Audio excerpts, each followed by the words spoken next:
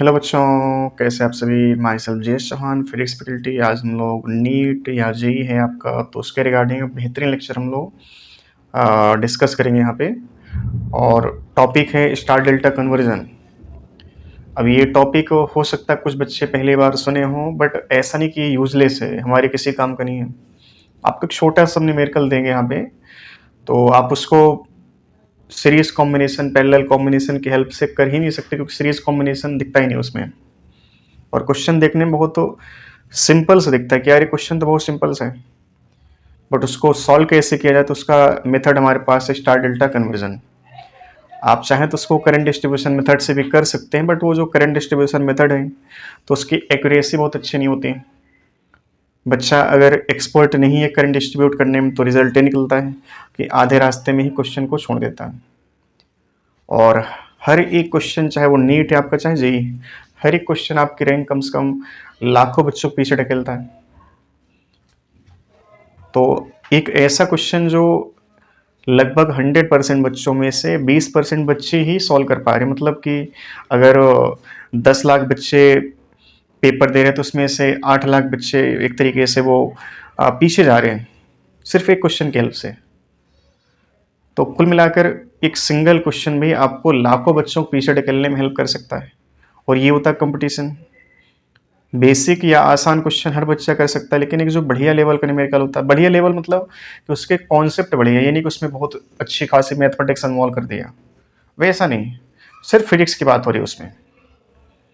ठीक है, तो ये जो है टॉपिक हम लोग का स्टार डेल्टा कन्वर्जन। और ये एक्चुअल में स्टार डेल्टा कन्वर्जन है क्या चीज़, यहाँ पर जो रेजिस्टेंसेस का इक्विवेलेंट होता है वो हमें फाइंड करना होता है। तो हम पहले जानते हैं दो method, series combination, parallel combination. Series combination क्या होता है, इक्विवेलेंट रेजिस्टेंस का R1 plus R2 and so on. And parallel combination क्या होता है, 1/R1 1/R2 and so on, ऐसे आप ऐड करते चले जाते हैं। तो सीरीज पैरेलल कॉम्बिनेशन जहां तक लग सकता है तो क्वेश्चन बहुत बेसिक होते हैं। फिर उसके बाद अगर मान लो हमारे पास दिख तो बढ़िया सिंपल सा क्वेश्चन रहा, लेकिन उसमें सीरीज कॉम्बिनेशन पैरेलल कॉम्बिनेशन लग ही नहीं पा रहा, तो फिर उसको करने के लिए हमारे पास एक अलग टेक्निक होता है, इसको हम लोग कहते हैं स्टार डेल्टा कन्वर्जन। तो चलिए हम लोग ज़्यादा समय वेस्ट नहीं करते हैं, स्टार डेल्टा कन्वर्जन क्या है इसको हम लोग सीखते हैं। सबसे पहले देखो, इसे हमें यूज कहाँ पर करना है और इसकी इंपॉर्टेंस कितनी है, तो उसके लिए आपको छोटा सा हम यहाँ पर साइड में क्वेश्चन दे रहे हैं। और अभी आपके पास अगर स्टार डेल्टा कन्वर्जन जैसा कोई कॉन्सेप्ट नहीं है तो आप इसको कर भी नहीं पाएंगे।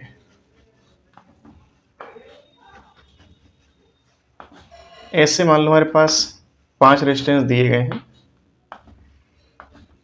ठीक है। ये पॉइंट ए है, ये पॉइंट बी है, इसमें इसका वैल्यू मान लो है 10 ओम, ये हमारे पास 5 ओम, ये है 4 ओम, और इसका वैल्यू मान लो है 6 ओम, और यहाँ पर है 1 ओम। तो हमसे पूछेगा ए और बी के बीच का इक्विवेलेंट रेजिस्टेंस। तो आप इसको देखो कि यहाँ से यहाँ तक एक सिंगल रेजिस्टेंस मिल रहा। सीरीज का मतलब हम यहाँ से चलना शुरू करें और इस रास्ते पर तब तक चलें जब तक हमारे पास एक सिंगल रास्ता है। अब यहाँ से यहाँ चलो, आप देखो एक सिंगल रेजिस्टेंस इस रास्ते पर मिला, तो इस 10 ओम का किसी के साथ भी सीरीज कॉम्बिनेशन नहीं बन पा रहा।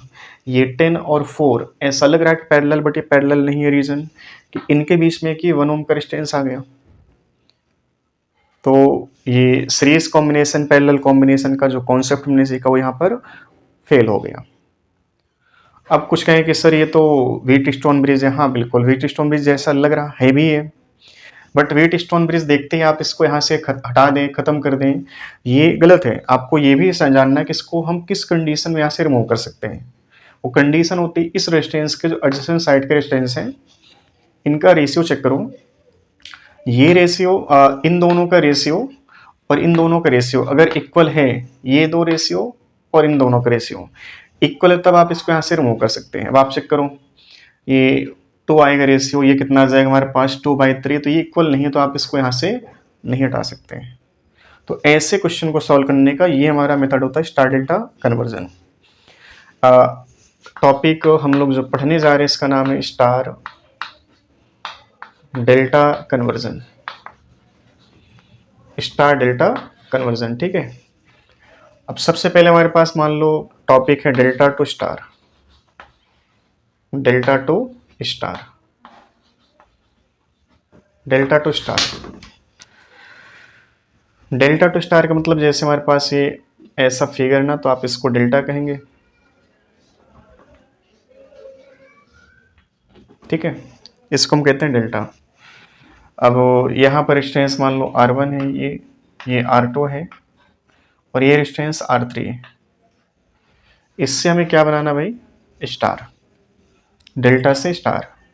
अब स्टार की शक्ल कुछ ऐसी मानी जाती है फिजिक्स की लैंग्वेज में, ठीक है, इसको हम स्टार कहते हैं। और यहाँ पर पॉइंट है, मान लो है ये पॉइंट बी है, ये पॉइंट सी है, तो ये ए, ये बी और ये सी, और बीच में कोई सेंटर वाला पॉइंट, चलो उससे हमारा मतलब नहीं है। तो ए पॉइंट से हमने यहाँ पे डिस्टेंस एक मान लिया, क्या, इसको मान लो आर ए, ठीक है, इसको आर सी कहेंगे, और इसको क्या कहेंगे भाई हम, आर बी। तो हमें क्या करना है ना, R A, R B, R C का वैल्यू फाइंड करना है, ठीक है। तो आप इस फिगर को यहाँ पर फिट करो, जो हमारे पास डेल्टा है ना, इसमें ही स्टार को फिट करो, तो फिगर हमारे पास कुछ ऐसा बनेगा।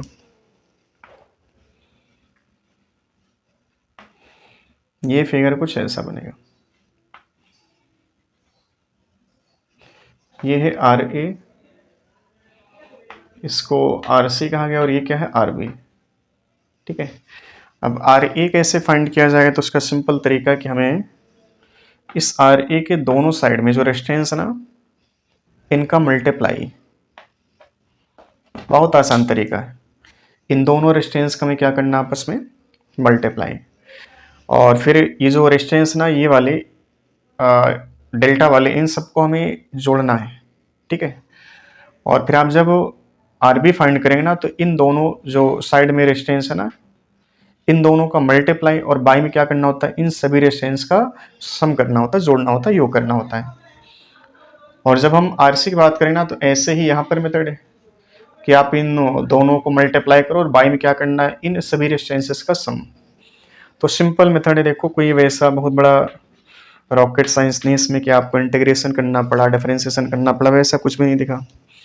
सिंपल आर बताना क्या लिखा जाए, R1 इंटू क्या भाई, R3, इसके एडिशन साइड का डिस्टेंस, और बाई में सभी का सम R1 plus R2 plus R3।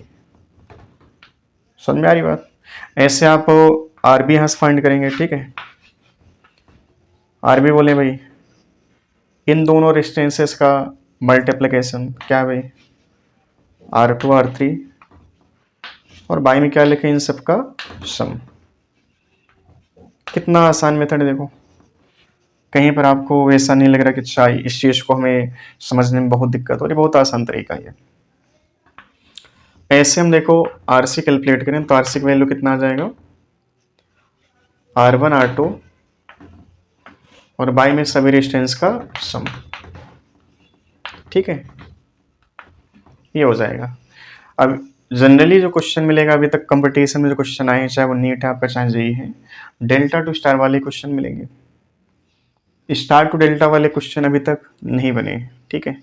तो वैसे आप सीखना चाहो उसका जो फार्मूला है डेल्टा स्टार टू डेल्टा में कैसे जाया जाएगा, वो भी आप फार्मूला सीख सकते हैं, कोई वैसा कॉम्प्लिकेट नहीं है। बट डेल्टा टू स्टार ही हमारे सिलेबस में कह सकते हैं जहाँ पर क्वेश्चन आपको डायरेक्ट मिलेंगे, ठीक है। तो आप इस चीज़ को देख लो, फिर हम इस क्वेश्चन को सॉल्व कर लेते हैं। अब इसमें डेल्टा कहाँ दिख रहा है, तो आपको ऐसा फिगर थोड़ा चेंज करना, पहचानना पड़ेगा भाई कि ये डेल्टा जैसा बन पा रहा है कि नहीं बन पा रहा, ठीक है।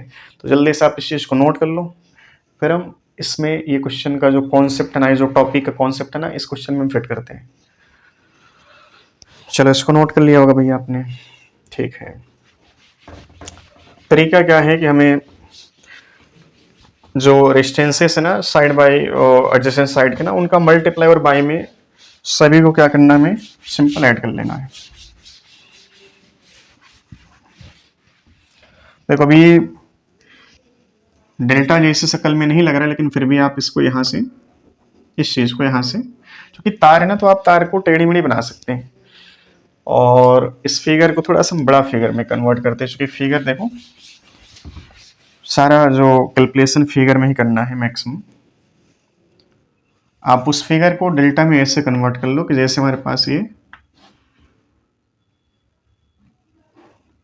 ऐसे फिगर में कन्वर्ट कर लो। ये वही क्वेश्चन, नया क्वेश्चन नहीं है, उसी फिगर को हमने क्या किया है, इसमें कन्वर्ट कर लिया है। ठीक है, अभी इसमें देखो आपको सीरीज पैरेलल जैसा कुछ भी नहीं दिख रहा था। अब जैसे आप इसको स्टार में कन्वर्ट कर लोगे डेल्टा को, तो आपको series combination, parallel combination easily दिख जाएगा। यहाँ पर ये 5 ओम रेजिस्टेंस है और ये वाला कितना भाई 6 ओम, ये कितना है 1। डाटा कुछ भी ले सकते हैं आप, बट वो जो डाटा यहाँ पर गिवन था वो 10 और ये क्या था भाई 4 ओम। ठीक है, अब इसमें देखो हमें क्या करना है, स्टार बनाना। स्टार बनाने का मतलब यहाँ से एक रेजिस्टेंस ऐसे, एक रेजिस्टेंस ये और एक रेजिस्टेंस ये ऐसे यहाँ पर। अब आप इसका नामकरण कर सकते हैं, जैसे ये पॉइंट ए है, बी है ना, तो आप इसको चाहें तो यहाँ पर रेजिस्टेंस R1 लिख लो, R2, R3। अब ये ना कहना सर R1 R2 मल्टीप्लाई किए थे वो स्टार में डेल्टा में थे ना, वो तो ऐसा कुछ भी नहीं है। इसमें सिंपल क्या है ना कि आप इनको R1 R2 R3 लिख लो, चाहे RA RB RC लिख लो, कुछ भी लिख लो। ठीक है, कॉन्सेप्ट वही है कि हमें जो रेजिस्टेंस फाइंड करना, R1 R2 R3 कोई सा रेजिस्टेंस फाइंड करना, तो इनका जो है ना आपस में क्या करना, मल्टीप्लाई, और बाय मीन सभी का हमें सम करना है। तो देख के बताना R1 कितना आ जाएगा, यहाँ से R1 आ जाएगा हमारा 10 और ये 4 मल्टीप्लाई कर लो, और बाय मीन तीनों का सम कितना आ जाएगा 15। ठीक है, 5 से खत्म कर लेते हैं इसको, ये आ जाएगा 3, तो कितना बन गया 8/3 ओम। ऐसे R2 कैलकुलेट करो, देखो R2 कहाँ पर है, ये R2 बोलो, इन दोनों का मल्टीप्लाई कितना आ जाएगा 10, और बाई में इन तीनों का सम वो तो फिक्स ही हो गया, कितना 15। आप इसको लिख सकते हैं 2/3 ओम। ठीक है, और फिर R3 कैलकुलेट करना, तो R3 देख के बता सकते हैं आप लोग कितना आ जाएगा भाई, इन दोनों का मल्टीप्लाई कितना आ रहा है 4, और बाई में इन तीनों का समझो कि हम पहले भी कैलकुलेट कर चुके हैं, कितना है वो 15। अब यहाँ तक तो बात क्लियर है कि भाई चलो ठीक है, इन तीनों के हेल्प से हमने ये वाले 3 रेजिस्टेंस फाइंड कर लिए। अब जब ये चीज़ आप कैलकुलेट कर लेंगे R1 R2 R3, तो आपको यहाँ से इन तीनों को हटा देना है। अब जब आप इस फिगर की जगह पर ये फिगर फिट कर चुके हैं ना, तो आप इस फिगर को यहाँ से डिलीट कर सकते हैं। ठीक है, जब उस फिगर को आप हटाएंगे ना, तो फाइनली आप बताओ सीरीज जैसा फिगर आपको दिख जाएगा। जैसे आप 10 ओम 1 ओम 4 ओम ये रेजिस्टेंस आप हटाएंगे, वैसे हमारे पास देखो ये फिगर बचेगा केवल,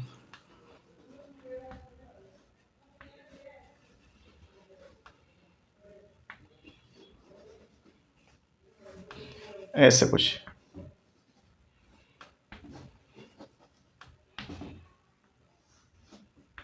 ये है बी पॉइंट और ये है ए पॉइंट, और ये वैल्यू कितना हमने कैलकुलेट कर लिया, R1 जो कि है कितना भाई हमारा 8/3 ओम, और R2 कहाँ पर लगाएगा, यहाँ पर कितना है वो 2/3। यहाँ पर क्या रिप्लेस करना आपको, R3 कितना 4/15 ओम, और ये रेजिस्टेंस तो जैसे थे वैसे ही रह गए, इनमें हमने ज़रा सा भी छेड़छाड़ नहीं किया भाई। अब देखो आपको साफ साफ इसमें ये दोनों किस में है सीरीज में, ये दोनों किस में सीरीज, फिर इन दोनों का सीरीज क्या बन जाएगा पैरेलल। वो जो फाइनली इस फिगर को रिप्लेस करने के बाद पैरेलल आएगा, वो इसके साथ क्या बना लेगा सीरीज। ठीक है, और सीरीज पैरेलल का रेजिस्टेंस का जो इक्विवेलेंट हम पहले से जानते हैं। ठीक है, तो इसका फाइनल कैलकुलेशन कर लेना, और आप कमेंट सेक्शन में जाकर के इसका फाइनल आंसर कमेंट जरूर करना। और बाकी आप क्वेश्चन का लैंग्वेज और क्वेश्चन का जो डाटा यहाँ पर गिवन था, आप इसको चेंज कर सकते हैं, एक नया क्वेश्चन बन जाएगा। ठीक है, चलिए हम लोग अब नेक्स्ट टॉपिक की तरफ बढ़ते हैं, स्टार टू डेल्टा। जैसे भी हमने सीखा डेल्टा टू स्टार, और आपको हमने पहले बताया लगभग 99% क्वेश्चन जो आपके कंपटीशन में आते हैं वो डेल्टा टू स्टार के आते हैं। ठीक है, फिर भी जैसे आपको जानने की इच्छा है कि भाई क्या होता है स्टार टू डेल्टा, तो ये जैसे हमारे पास स्टार की शक्ल में, इसको हमें इस शक्ल में कन्वर्ट करना है और इस फिगर को आप यहाँ पर फिट करो तो ऐसा लगेगा कि जो आर ए रेस्टेंस है ना वो हमने यहाँ पर ऐसे कुछ लगा लिया है, ऐसे कुछ,